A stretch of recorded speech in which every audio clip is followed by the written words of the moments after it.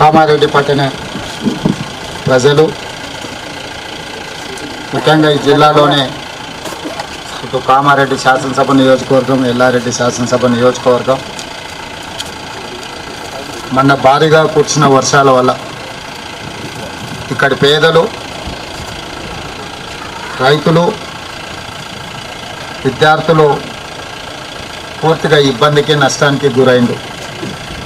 వరదలు వచ్చినంబడే పర్యటన కోసం వచ్చిన వాతావరణం అనుకూలించకపోవడం వల్ల మెదక్లో కలెక్టర్ గారితో రివ్యూ చేసి ఇతర ప్రాంతాలను పరిశీలించి ఏరియల్ సర్వే చేసి ప్రభుత్వం ఒక ప్రాథమిక అంచనాకు వచ్చి తాత్కాలికంగా మీ సమస్యలను పరిష్కరించడానికి కలెక్టర్లకు, ఇతర అధికారులకు ఆదేశాలు ఇవ్వడం జరిగింది.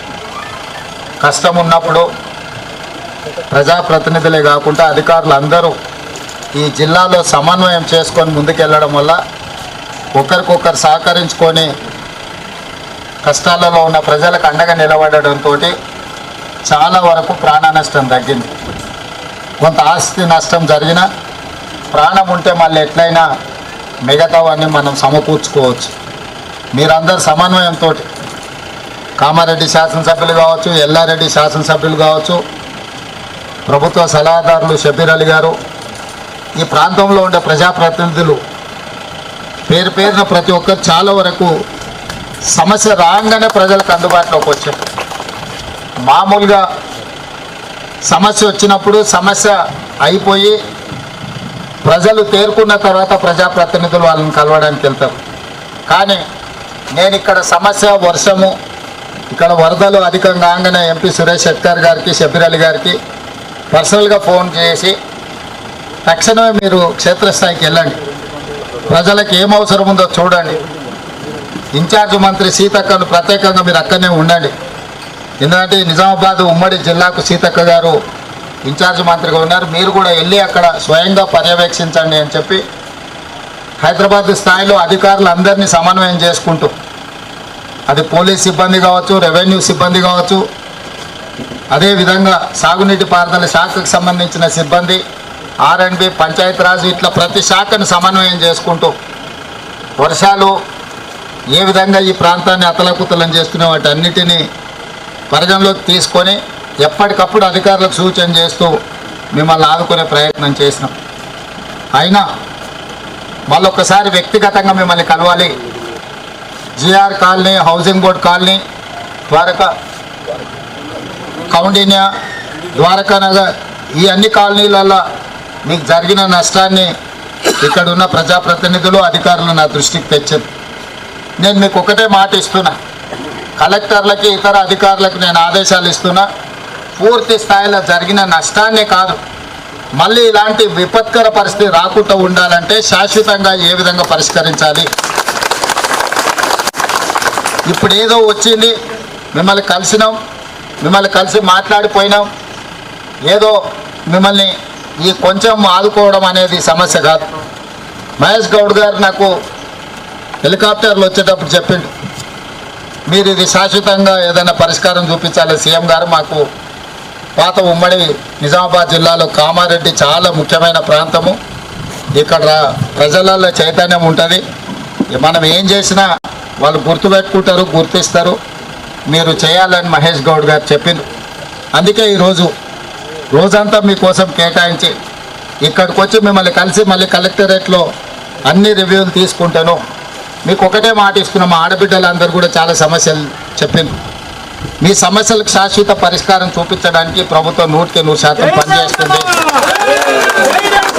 అదేవిధంగా మా మున్సిపల్ చైర్పర్సన్ చెప్పిండ్రు, ప్రైవేటు స్కూళ్ళల్లో చదువుకునే పిల్లలకు కూడా పుస్తకాలని నానిపోయినాయి, బడికి పోతలేరు, వాళ్ళ సమస్య కూడా అని. అందుకే కలెక్టర్ గారికి తక్షణమే ఆదేశాలు ఇస్తున్నా, మీ కంటింజెన్సీ ఫండ్స్ నుంచి ఇమ్మీడియట్గా ఈ ప్రైవేట్ స్కూల్స్లలో ఉండే పిల్లలకు కూడా స్కూల్ బుక్స్ కానీ లేకపోతే నోట్ బుక్స్ కానీ ఏమేమి ఇవ్వగలరో వాటిని ఇవ్వండి. స్థానికంగా ఎవరైనా దాతలు ముందుకు వస్తే కూడా, ఎందుకంటే ఈ ప్రాంతంలో బీడీ ఫ్యాక్టరీలు ఉన్నోళ్ళు, ఇతర ఫ్యాక్టరీలు ఉన్నోళ్ళు, శ్రీమంతులు ఉన్నారు, వాళ్ళకి ఏమైనా సాయం చేద్దామన్నా ఏం సాయం చేయాలో వాళ్ళకు కూడా అర్థం కాదు. అంటే ఏదైనా వాళ్ళు నిజంగా కష్టాలు ఉన్నప్పుడు ఈ ప్రాంత ప్రజలకు, ఎందుకంటే ఈ ప్రాంతంలో బీడీ కార్మికులు ఎక్కువ, ఈ బీడీ పరిశ్రమలు ఉన్న వాళ్ళు వీళ్ళందరికీ పేదలకు సాయం చేయాలని కోరుకుంటుంది. కానీ ఎక్కడ చేయాలి, ఎవరికి ఇవ్వాలి, ఎవరికి ఇస్తే ప్రజలకు చేరుతూ చేరవో వాళ్ళకి అనుమానం ఉంటుంది. అందుకే కలెక్టర్ గారికి, ఎస్పీ గారికి నేను సూచన చేస్తున్నా, ఈ ప్రాంతంలో ఉన్న పరిశ్రమలు కొన్ని ఫార్మా కంపెనీలు దగ్గరగా ఉన్నాయి, ఫార్మా కంపెనీలు కొన్ని అందుబాటులో ఉన్నాయి, బీడీ పరిశ్రమలకు సంబంధించిన వాళ్ళు ఉన్నారు, వాళ్ళతో మాట్లాడి ముఖ్యంగా విద్యార్థులకు ఇన్ఫ్రాస్ట్రక్చర్ రిపేర్స్, రినోవేషన్స్, రిస్టోరేషన్ ప్రభుత్వం చూసుకుంటుంది. కానీ పాఠశాలల్లో ఉండే పిల్లలకు లేకపోతే కాలనీలలో ఉండే మరీ పేదలకు అవసరమైన కమ్యూనిటీ హాల్స్ కానీ ఇతరవి ఈ సిఎస్ఆర్ ఫండ్స్ వాళ్ళతోనే అడిగి వాటిని కూడా చెప్పండి. ముఖ్యమంత్రి గారు ప్రత్యేకంగా సూచన చేశారు, మీ సహకారం తీసుకోమన్నారని చెప్పి ఆ పరిశ్రమలకు సంబంధించిన వాళ్ళను మీరు ఒక ప్రత్యేక సమావేశం పెట్టండి. ఎమ్మెల్యే గారిని, షబ్బీర్ గారిని పిలుచుకొని కూర్చొని, ఎంపీ గారిని పిలిచి వాళ్ళని కూడా పిలిచి కూర్చోబెట్టి వాళ్ళతో కాస్త చర్చించి ఇక్కడ ఉన్న సమస్యలు, ఎందుకంటే వాళ్ళ వ్యాపారాలన్నీ ఇక్కడనే ఉన్నాయి, వాళ్ళకు కూడా ఇక్కడ ప్రజలకు సాయం చేస్తే మంచి పేరు వస్తుంది, ఇక్కడ ప్రజలు కూడా వాళ్ళకి సహకరిస్తారు. ఒక చిన్న రివ్యూ మీటింగ్ పెట్టుకొని వాళ్ళని పిలిచి వాళ్ళు ఏం సహాయం చేస్తారో చూడండి. మిగిలిన సహాయం ఎంత కావాలన్నా ప్రభుత్వం వైపు నుంచి మనం అందిద్దాం. మీరు దేనికి వెనకకి పోకండి. కామారెడ్డి నియోజకవర్గం, నేను ఆ రోజు చెప్పినా ఈ రోజు చెప్తున్నా, కొడంగల్కు నేను ఏం సాయం చేయగలను, కామారెడ్డికి కూడా అదే సాయం చేస్తాను. ఆ రోజు చెప్పినా ఈరోజు కూడా మిత్రుడు వెంకటరమణారెడ్డి గారు ఎమ్మెల్యే అయినా తప్పకుండా ఆ రకమైన సహకారాన్ని అందించడానికి నాకు ఎలాంటి అభ్యంతరం లేదు. పని చేయించుకునే బాధ్యత మీది. ఎందుకంటే వచ్చి కలిసి మిమ్మల్ని అడిగి మీ సమస్య తెలుసుకొని పరిష్కరించాలంటే నాకు సమయం పడుతుంది. 119 నియోజకవర్గాలు, అదే రకంగా రకరకాల సమస్యలు ఉన్నాయి. కామారెడ్డికి ప్రత్యేకంగా సహాయం అందించడానికి నేను ఎప్పుడు ముందుంటా, మీ కష్టాలలో మీకు అండగా నిలబడడానికి ఉంటా. అందుకే ఈరోజు ప్రత్యేకంగా ఇక్కడికి వచ్చిన కలెక్టర్ గారికి ఇప్పుడు సమీక్ష చేసిన తర్వాత నేను ఆదేశాలు ఇస్తా, అన్ని మంచి పనులు చేయించుకోండి, కామారెడ్డిలో కష్టం వచ్చిన వాళ్ళందరినీ కూడా ఆదుకుంటామని చెప్తూ, ఇక్కడ పోచారం ప్రాజెక్ట్ 103 సంవత్సరాల క్రితం 26 లక్షల రూపాయలతో కట్టింది. ఇంత వరద ఉపద్రవం వచ్చినా తెగకుంటుంది, అంటే చాలా గట్టిగా మజబూతుగా ఉన్నది. ఇక నేను ఇంతకు మించి ఎక్కువ చెప్పండి. ఈ ప్రాంతంలో మంచి పనులు చేసినవి చాలా ఉన్నాయి. అదేవిధంగా మీకు చెరువులు కానీ, కుంటలు కానీ తెగిన వాటిని రిపేర్ చేపిద్దాం, తెగిన రోడ్లను రిపేర్ చేపిద్దాం. అదేవిధంగా నష్టం జరిగిన వాళ్ళకి చేద్దాం. లేని పూరు గుడిసెలు ఉండి ఇల్లు కూలిపోయిన వాళ్ళు ఉంటే ప్రత్యేకంగా హౌసింగ్ స్కీమ్లో కూడా వాళ్ళని ఇంక్లూడ్ చేయండి కలెక్టర్ గారు. మనం ఈ ఫ్లడ్ డ్యామేజెస్లో కూడా మనం కొన్ని ఇల్లు ఇవ్వచ్చు అదనంగా ప్రత్యేక కోటా కింద. అట్లాంటి పేదవాళ్ళు ఉంటే కూడా వాళ్ళని ఇచ్చేయండి. చనిపోయిన కుటుంబాలు ఎవరున్నా 5 లక్షల రూపాయలు తక్షణమే ఇచ్చేయండి. ఒకవేళ విడుదల చేయండి, విడుదల చేయకపోతే ఎంబడే విడుదల చేయండి. పశు సంపద నష్టపోయిన వాటికి కూడా ఎంబడే తక్షణమే ఇవ్వండి. ఇళ్లకు నీళ్ళు వచ్చినప్పుడు మనం దాన్ని ఆదుకోవడానికి ఇచ్చే నగదు కూడా అన్ని కుటుంబాలకు వచ్చినాయా లేదా వాటి అన్నిటిని కూడా మీరు చూసుకొని వాళ్ళందరికీ కూడా, ఇంకెవరైనా మిస్ అయితే కూడా వాళ్ళందరినీ కూడా మీరు పర్సనల్గా మళ్ళీ ఒకసారి ఆ కాలనీలు విజిట్ చేయించి వాటన్నిటిని కూడా చేయండి. వాళ్ళు ఏదో రిప్రజెంటేషన్ ఇస్తా అంటారు, వెళ్ళేటప్పుడు తప్పకుండా తీసుకుంటే తొందరపడకండి.